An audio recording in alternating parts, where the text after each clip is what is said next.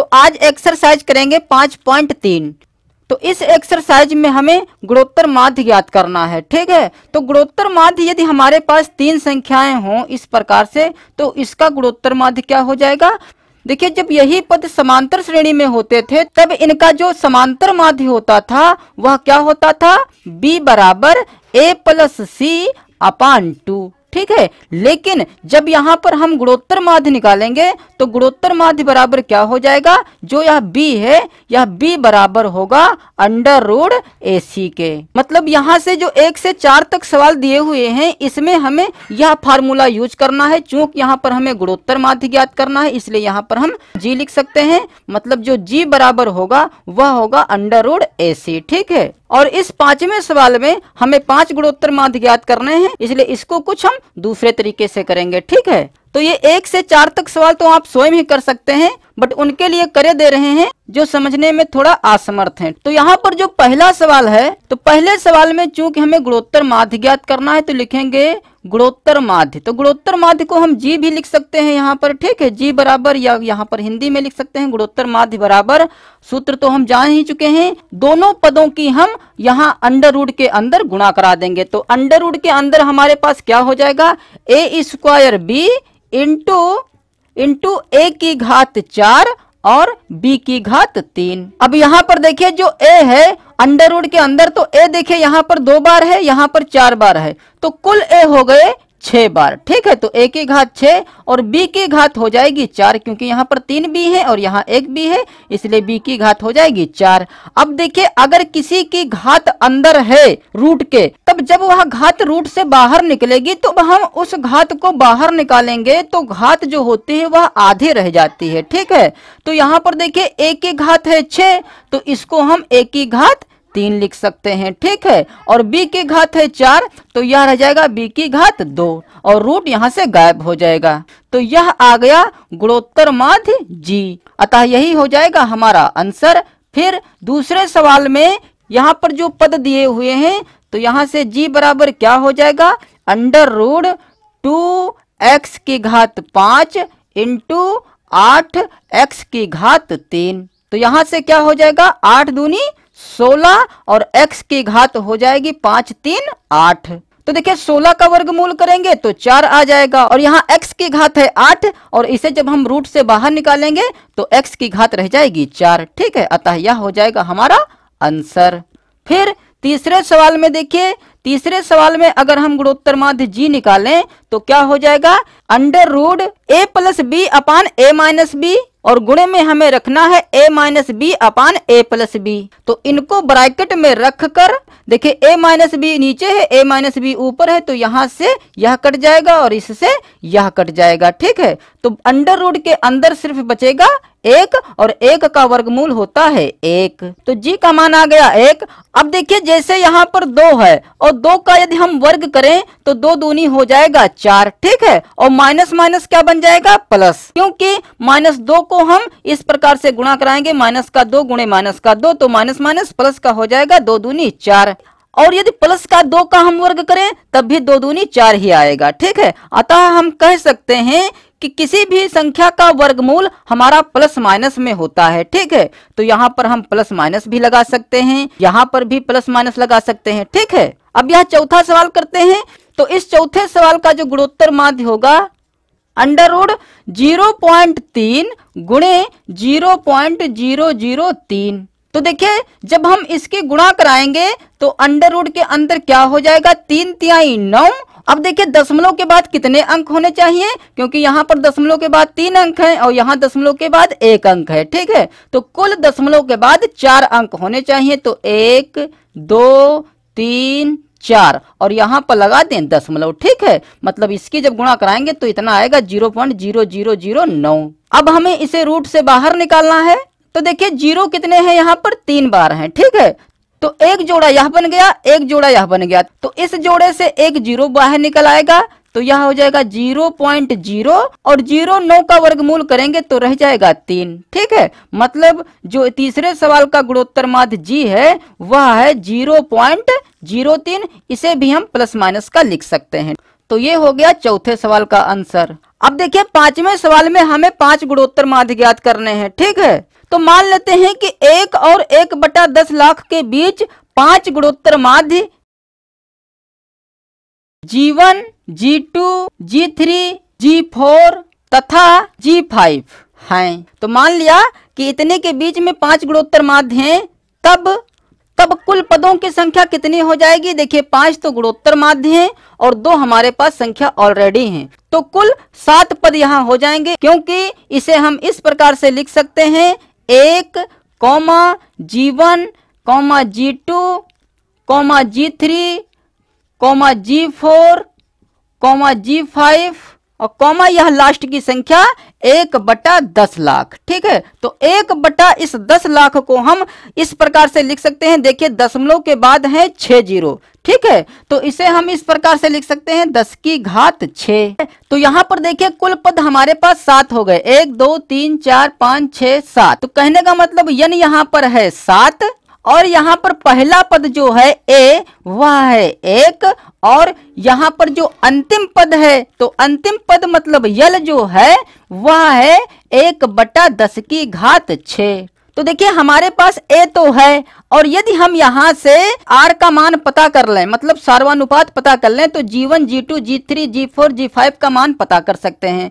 क्योंकि जो यह G1 है यह दूसरा पद है और दूसरे पद को हम AR लिखते हैं, ठीक है। तो a की जगह पर हम 1 लिख देंगे और r का जो मान आएगा वह यहाँ पर रख देंगे, तो पता चल जाएगा कि G1 का मान कितना है, ठीक है। इसी प्रकार G2, G3, G4, G5 का मान पता कर सकते हैं। तो हम यहाँ से पहले r का मान पता कर लें। तो चूंकि यहाँ पर अंतिम पद हमारे पास 1/10⁶ दिया है, अर्थात यह 7वां पद है, तो यहाँ पर हम लिख सकते हैं AR⁶, ठीक है। क्योंकि गुणोत्तर श्रेणी का यदि हम 7वां पद पता करें तो क्या होता है सूत्र ARn-1। तो चूंकि n है 7 तो यहाँ पर 7 लिखेंगे और 7 में से 1 घटाएंगे 6 रह जाएगा। तो अब यहाँ पर देखिए a का मान कितना है, a का मान हमारे पास है 1 और r का मान हमें फाइंड करना है और बराबर में है 1/10⁶। अब देखिए r⁶ की गुणा 1 से कराएंगे तो यह r⁶ ही रहेगा और इसको हम लिख सकते हैं 1/10⁶, क्योंकि 1 को 6 बार गुणा कराएंगे तब भी 1 आएगा और 10⁶ तो है ही। अब यहाँ से 6 और 6 कट जाएगा, जब हम दोनों पक्षों में आधारों की तुलना करेंगे तो r बराबर कितना आ जाएगा 1/10, ठीक है। तो r का मान तो पता चल गया। अब हम यहाँ से G1, G2, G3, G4, G5 का मान ज्ञात कर सकते हैं। तो लिखेंगे G1 बराबर AR, तो a का मान है 1 और r का मान आया है 1/10, तो यह हो जाएगा 1 + 1/10। फिर इसी प्रकार G2 का मान पता कर लें। तो चूंकि G2 जो है यह तीसरा पद है, मतलब इसे हम AR² लिखेंगे। तो यह हो जाएगा 1 × r का मान 1/10 और जिसका हमें करना है स्क्वायर, तो यह हो जाएगा 1/100। फिर इसी प्रकार G3 जब निकालेंगे तो यह हो जाएगा 1/1000 और फिर G4 निकालेंगे तो यह हो जाएगा 1/10 और इसमें लगा दें तो यह हो जाएगा 10,000। फिर G5 बराबर क्या हो जाएगा, इसमें 1 0 और ऐड कर दें तो 1 हो जाएगा 1 के आगे 5 0 मतलब 1 लाख। अतः यही सारे हो जाएंगे हमारे आंसर। अब इस छठे सवाल में देखिए कह रहा है कि गुणोत्तर श्रेणी के 3 क्रमागत संख्याओं का योग 38 है और उनका गुणनफल 1728 है, संख्याएं ज्ञात करो। तो हम जानते हैं कि गुणोत्तर श्रेणी जो होती है वह होती है A, AR, AR²। तो देखिए अगर हम इसको जोड़ें इस प्रकार से और फिर इनकी गुणा कराएं इस प्रकार से, तो देखिए यह तो हो जाएगा A�3 और यह भी हो जाएगा R�3, और यह हो जाएगा A इसमें कॉमन ले सकते हैं तो 1 + R² हो जाएगा, जो कि इन दोनों समीकरणों को हल करना इतना आसान नहीं रहेगा जितना कि यदि हम ये गुणोत्तर श्रेणी की 3 संख्याएं ले लें। ठीक है, देखिए गुणोत्तर श्रेणी में जो 3 संख्याएं लेने वाली होती हैं वो ये होती हैं। तो देखिए अगर हम इन पदों को ले लें तो यहाँ से देखिए जब हम इनकी गुणा कराएंगे तो यहाँ से R² से R² कट जाएगा, तो हमारे पास यहाँ पर सिर्फ A बचेगा, जिससे कि हम A का मान बड़ी आसानी से ज्ञात कर सकते हैं। ठीक है, तो गुणोत्तर श्रेणी में जो 3 संख्याएं मानने वाली होती हैं वो ये होती हैं, अतः हम गुणोत्तर श्रेणी की जो 3 संख्याएं हैं वो ये ना लेकर ये वाली संख्याएं लेंगे। ठीक है, तो यहाँ पर लिखेंगे अपान आर स्क्वायर है। मतलब अगर गुणनफल हमारे सवाल में दिया है तब हम ये गुणोत्तर श्रेणी की 3 संख्याएं मानेंगे। तो देखिए यहाँ पर जो 2 शर्तें दी हुई हैं, मतलब इन संख्याओं का जो योग है वह है 38 और इन संख्याओं का जो गुणनफल है वह है 1728। तो दोनों शर्तें हम यहाँ पर लिखे ले रहे हैं। तो यहाँ पर लिखेंगे प्रथम शर्तानुसार। तो प्रथम शर्तानुसार क्या हो जाएगा, इन तीनों संख्याओं का योग है 38, तो इन तीनों संख्याओं का योग कर दें 38। इसे थोड़ा और आगे हल कर लें तो यहाँ से देखिए तीनों पदों में a है तो हम a कॉमन ले सकते हैं। तो इधर बचेगा 1 अपान आर स्क्वायर, यहाँ पर बचेगा 1 और यहाँ बचेगा आर स्क्वायर जो कि बराबर है 38 के। तो इसे समीकरण डाल दें 1। अब दूसरी शर्त में दिया है कि जो इनका गुणनफल है वह है 1728, तो यहाँ पर लिखेंगे द्वितीय शर्तानुसार। तो द्वितीय शर्तानुसार में क्या होगा, इन तीनों संख्याओं की गुणा कराकर हम 1728 के बराबर रख दें। तो यहाँ पर देखिए आर स्क्वायर से आर स्क्वायर कैंसिल हो जाएगा, तो हमारे पास ए बचेंगे 3, 1 2 3, तो यह हो जाएगा ए क्यूब बराबर 1728। चूंकि हमें ए का मान ज्ञात करना है इसलिए खाली ए बराबर क्या हो जाएगा 1728 पर घनमूल हो जाएगा। ठीक है, यह क्यूब जब उठकर इधर आएगा तो इधर घनमूल बन जाएगा 1728 का, और 1728 का घनमूल हमें पता है जो कि होता है 12। ठीक है, मतलब a का मान आ गया 12। अब इस a का मान हम समीकरण 1 में रखकर r का मान पता कर लें। ठीक है, फिर a और r के जो मान आएंगे इसमें रख देंगे तो हमें वे संख्याएं पता चल जाएंगी। तो लिखेंगे a का मान समीकरण 1 में रखने पर, तो इस एक की जगह पर हमें रखना है 12, तो 12 और देखिए ब्रैकेट के अंदर वाले को भी साथ में हल कर लें। ठीक है, तो देखिए आर स्क्वायर यहाँ से तो एलसीएम हो जाएगा क्योंकि यह है भिन्न, तो इन दोनों को भी भिन्न बना लें नीचे एक मानकर इस प्रकार से, तो आर स्क्वायर हो जाएगा हमारा एलसीएम। तो ऊपर क्या बचेगा, आर स्क्वायर यहाँ पर तो ऑलरेडी है तो यहाँ पर तो 1 का 1 ही रहेगा, और फिर प्लस यहाँ पर है 1 जो कि हमें लाना है आर स्क्वायर, तो आर स्क्वायर अकम आर स्क्वायर, फिर प्लस यहाँ पर भी 1 है मतलब आर स्क्वायर लाना है तो आर स्क्वायर की गुणा हमें आर स्क्वायर में करानी है, तो यह हो जाएगा आर की घात 4 और बराबर में है 38। अब जो यह 12 गुणे में है उधर जाएगा तो बटे में हो जाएगा, तो इधर बचेगा 1 plus r square plus r की घात 4 और बराबर 38 बटा 12। और जो यह आर स्क्वायर है यह अभी इधर ही रखा रहने दें, बाद में हम क्रॉस मल्टीप्लाई करा देंगे, पहले इसको काट लें। तो देखिए ये दोनों संख्या 2 से कट जाएंगी, तो 2 छंग 12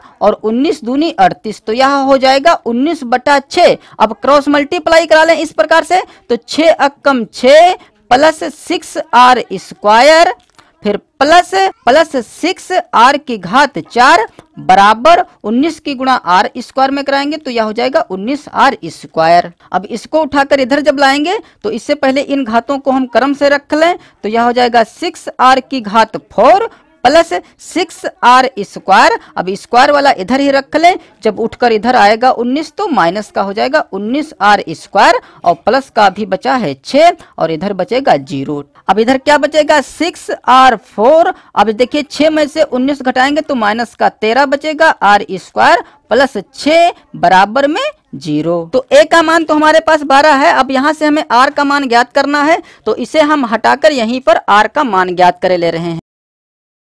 ठीक है, अब इसको हम इधर हल कर लें। अब देखिए इसको जैसे द्विघात समीकरण को हम हल करते हैं वैसे ही इसको भी हल करेंगे, तो 6 की गुणा 6 में कराएंगे तो यह हो जाएगा 36 और 36 के गुणनखंड हमें, तो यहाँ से हम निकाल सकते हैं 2 18, तो 18 में से 2 घटाएंगे तब भी 13 नहीं बचेगा, फिर 2 से काट लें तो 2 नाम 18, तो देखिए हो जाएगा 2 दूनी 4, ये हो गया 9, तो 9 और 4 हो जाएगा 13। ठीक है, मतलब इस 13 की जगह पर हम 9 आर स्क्वायर और 4 आर स्क्वायर लिख सकते हैं, दोनों माइनस के रखकर। ठीक है, तो यहाँ पर लिखेंगे 6 आर 4 और इस 13 की जगह पर लिख दें माइनस का 9 आर स्क्वायर माइनस का 4 आर स्क्वायर और प्लस का 6 बराबर में है 0।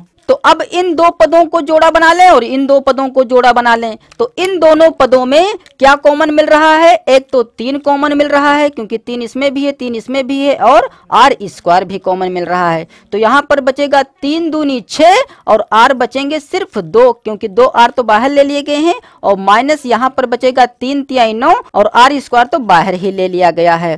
फिर इसी प्रकार इस जोड़े में 2 कॉमन मिल रहा है तो यहाँ पर बचेगा 2r स्क्वायर और माइनस प्लस माइनस 2 तिहाई 6 जो कि बराबर है 0 के। अब जो ब्रैकेट में एक जैसे आए हैं इनको हम एक ब्रैकेट में इधर रख लें और जो इनके गुणांक हैं वो दूसरे ब्रैकेट में। तो इसका गुणांक है 3r स्क्वायर और इसका गुणांक है 2 और जो कि बराबर है 0 के।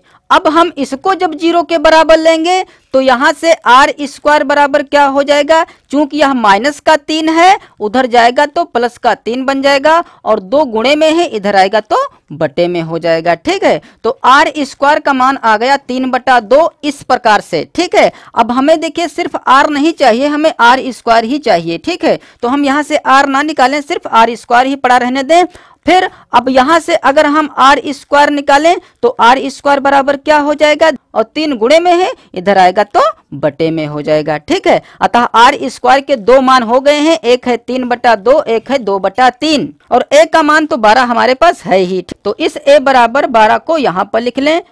अतः हम गुणोत्तर श्रेणी पता कर सकते हैं जो कि हमने माना था। अब इसमें हम सबके मान रख दें ए और आर के तो हमारे पास गुणोत्तर श्रेणी प्राप्त हो जाएगी। तो लिखेंगे अतः गुणोत्तर श्रेणी के 3 पद। तो यहाँ पर देखिए पहला पद है ए अपान आर स्क्वायर। ठीक है, तो ए का मान आया है 12 तो 12 और बटे आर स्क्वायर। आर स्क्वायर के यहाँ पर 2 मान हैं मतलब हम 2 श्रेणियां प्राप्त कर सकते हैं। तो पहले तो हम आर स्क्वायर का मान रखें 3/2।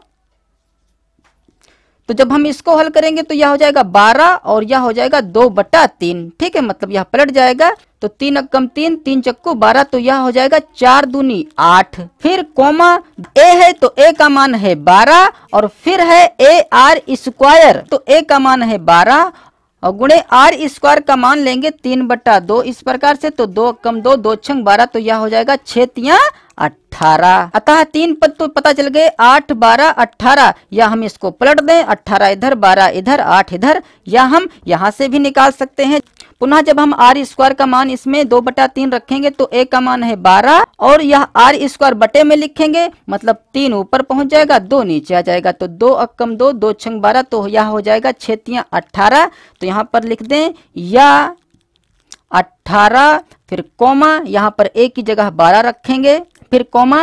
तीसरा पद पता करने के लिए हम क्या करेंगे? ए रखेंगे तो ए है 12 और गुणे आर स्क्वायर का मान रखेंगे 2/3 तो 3 अक्कम 3, 3 चक्कू 12 तो यह हो जाएगा 4 दूना 8।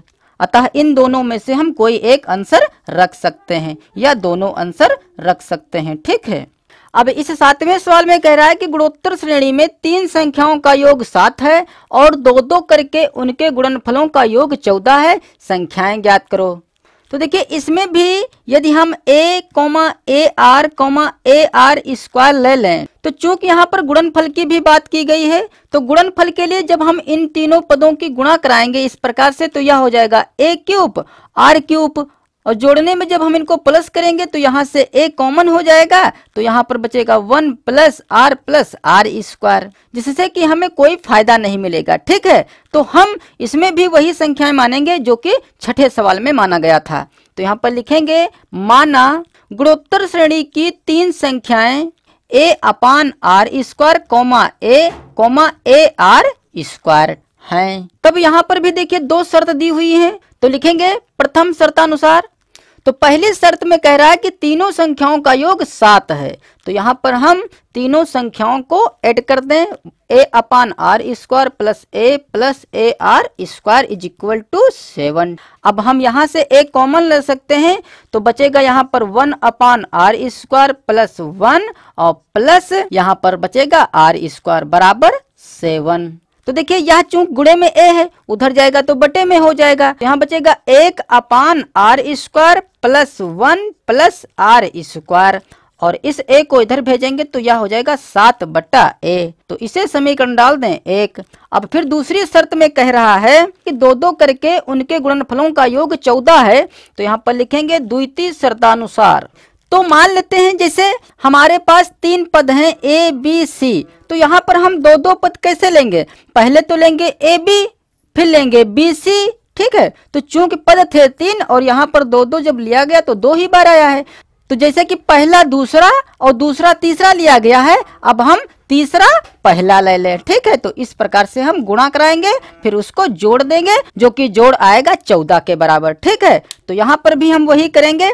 तो यहाँ पर जो पद दिए हुए हैं तो इसमें से पहला दूसरा लेंगे तो क्या हो जाएगा a/r² और गुणे a, फिर जोड़ेंगे हम दूसरे और तीसरे पद के गुणनफल को, तो यह हो जाएगा a × ar², फिर प्लस अब तीसरा और पहला ले लें, तो तीसरा है यहाँ पर ar² और पहला है a/r², ठीक है। तो इसका योग बराबर है 14 के, तो यहाँ पर लिखेंगे 14। अब यहाँ पर देखिए जब हम इन दोनों की गुणा कराएंगे तो a और a की गुणा कराएंगे तो a² हो जाएगा, अपान में हो जाएगा r², फिर प्लस इसकी जब गुणा होगी तो क्या हो जाएगा a² r², फिर प्लस अब यहाँ देखिए नीचे भी r² है ऊपर भी r² है, तो इस r² से यह r² कट जाएगा, तो यह हो जाएगा a और a², तो प्लस a², फिर बराबर में बचेगा 14। अब यहाँ से देखिए हम a² कॉमन ले सकते हैं क्योंकि तीनों पदों में a² है, तो जब हम a² कॉमन लेंगे तो यहाँ पर बचेगा 1/r², क्योंकि a² कॉमन लिया गया है तो यहाँ पर 1 बच जाएगा, फिर प्लस यहाँ से जब हम कॉमन लेंगे तो यहाँ पर बचेगा r², यहाँ से जब a² कॉमन लेंगे तो यहाँ पर बचेगा 1 बराबर 14।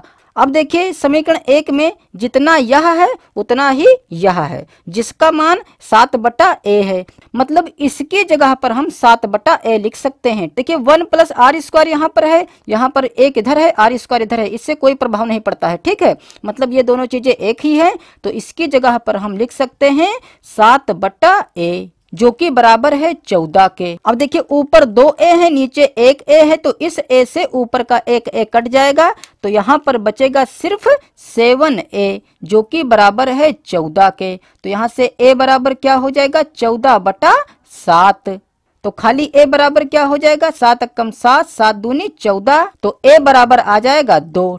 तो a का मान तो आ गया 2। अब हम इस a का मान समीकरण 1 में रखकर r का मान पता कर लें, तो इसे हटाए दे रहे हैं, तो लिखेंगे a का मान समीकरण 1 में रखने पर। तो जब a का मान समीकरण 1 में रखेंगे तो क्या हो जाएगा 1/r² + 1 + r² बराबर में 7/a की जगह पर 2। अब देखिए हमें इसको हल करना है, तो चूंकि यह तो भिन्न है ये भिन्न नहीं है, तो इनके बटे में 1 लिखकर इनको भी भिन्न बना सकते हैं, ठीक है। तो अब r² एलसीएम हो जाएगा, r² लिखेंगे तो ऊपर क्या हो जाएगा, यहाँ पर r² तो ऑलरेडी है, तो यहाँ पर हो जाएगा 1, फिर प्लस यहाँ पर 1 है और यहाँ पर आना चाहिए r², तो हम r² की गुणा ऊपर करा देंगे 1 में, तो यह हो जाएगा r², फिर प्लस यहाँ पर 1 है तो हमें r² से गुणा कराना पड़ेगा ऊपर, तो r² ऊपर तो ऑलरेडी है, और जब इस r² से गुणा होगी तो यह हो जाएगा r⁴, ठीक है, बराबर इधर बचेगा 7/2। अब हम क्रॉस मल्टीप्लाई करा लें तो यह हो जाएगा 2 × 1 = 2 + 2r² + 2r4 बराबर 7 की गुणा r² से करेंगे तो 7r² हो जाएगा। अब इसको भी इधर उठा लाएं तो क्या हो जाएगा 2r4 और प्लस 2r², इसको इधर लाएंगे माइनस का 7r² हो जाएगा और प्लस का 2 बराबर में बचेगा 0। अब यहाँ से क्या हो जाएगा 2r⁴। अब 2r² में से 7r² घटाना है तो बचेगा माइनस का 5r² और प्लस 2 बराबर 0। अब देखिए इसे हम जैसे द्विघात समीकरण हल करते हैं वैसे इसे भी हल कर लें। इसकी गुणा इतने में कराएंगे तो यह हो जाएगा 2 दूनी 4, तो 4 के हमें ऐसे गुणनखंड करने हैं जो उन गुणनखंडों को जोड़ें अथवा घटाएं तो 5 के बराबर आ जाए। तो इसका गुणनखंड है 4 × 4, तो 4 में 1 एक जोड़ेंगे 5 हो जाएगा। ठीक है, तो इस 5 की जगह पर हम लिख सकते हैं 4r² माइनस 1r²। तो माइनस का 4 माइनस का 1r² जो है यह हो जाएगा 5r² और प्लस 2 बराबर 0। तो अब जो ये 4 पद आए हैं इसमें हम दो दो पद लेकर दो जोड़े बना लें। तो इस जोड़े में क्या कॉमन मिल रहा है, इसमें मिल रहा है 2 और r मिल रहे हैं 2। ठीक है, तो यहाँ पर बचेगा r की घात 2 क्योंकि 2r² तो बाहर ले लिया गया है और माइनस यहाँ पर बचेगा 2। ठीक है, r² बाहर ले लिया गया है, माइनस इसमें तो कुछ कॉमन नहीं मिल रहा है, तो कुछ नहीं कॉमन मिल रहा है मतलब एक कॉमन मिल रहा है, तो यहाँ पर एक लिख दें अथवा ना लिखें। ठीक है, तो चूंकि माइनस का कॉमन लिया गया है इसलिए यह तो बन जाएगा प्लस का r² और यह माइनस का बन जाएगा 2 बराबर है 0। अब इसका हल हम यहाँ पर कर ले रहे हैं तो इसे हटा दें। तो देखिए जो ब्रैकेट में एक जैसे ये आए हैं r² माइनस 2 इस प्रकार से लिखकर हम कॉमन ले सकते हैं। तो यहाँ पर बचेगा 2r² और इसका गुणांक है 1 तो माइनस का 1 बराबर में है 0। अब हम इसको 0 के बराबर और इसको 0 के बराबर ले लें। तो जब हम r² माइनस 2 को 0 के बराबर लेंगे तो यहाँ से r² बराबर क्या हो जाएगा, माइनस का 2 है इधर आएगा तो प्लस का 2 हो जाएगा। ठीक है, तो r² का ही मान हमें चाहिए, सिर्फ r का मान नहीं चाहिए। फिर इसी प्रकार जब हम 2r² माइनस 1 बराबर 0 लेंगे तब यहाँ से r² बराबर क्या हो जाएगा, चूंकि यह माइनस का 1 है इधर आएगा प्लस का 1 हो जाएगा, 2 गुणे में है इधर आएगा तो बटे में हो जाएगा। अतः r² के 2 मान आ गए हैं, एक आया है 2, एक आया है 1/2। मतलब जो हमारे पास 3 संख्याओं की गुणोत्तर श्रेणी प्राप्त होगी वह एक नहीं 2 गुणोत्तर श्रेणी प्राप्त होंगे। ठीक है, तो पहले तो हम a का मान 2 रख लें, तो यहाँ पर लिख दें अतः गुणोत्तर श्रेणी की 3 संख्याएं। गुणोत्तर श्रेणी की 3 संख्याएं क्या हो जाएंगी जब r² की जगह 2 रखेंगे। तो यहाँ पर a का मान तो 2 है तो 2 बटे r² की जगह 2 करेंगे, 2 से 2 कट जाएगा तो बचेगा 1, तो यह आ जाएगा 1। फिर कॉमा a, तो a का मान तो 2 है तो यहाँ पर 2, फिर कॉमा फिर है ar², तो a का मान है 2 और r² का मान है 2। ठीक है, तो 2 दूनी 4 हो जाएगा। तो एक गुणोत्तर श्रेणी तो यह हो गई। अब हम जब r का मान 1/2 रखेंगे तब हमारे पास गुणोत्तर श्रेणी क्या प्राप्त होगी, तो यहाँ पर लिख दें या। जब हम r की जगह पर 1/2 रखेंगे तो यह हो जाएगा 2/1/2। तो 2 यह जो बटे में है यह पलटकर पुनः ऊपर चला जाएगा तो यह हो जाएगा 2 दूनी 4, तो 4, फिर कॉमा 1 की जगह पर 2, फिर कॉमा फिर ar² मतलब 2 गुणा 1/2, तो 2 से 2 कटेगा तो बचेगा 1। ठीक है, अंक वही हैं सिर्फ इधर उधर हैं। ठीक है, अतः हम इनमें से कोई एक आंसर रख सकते हैं या दोनों लिख सकते हैं।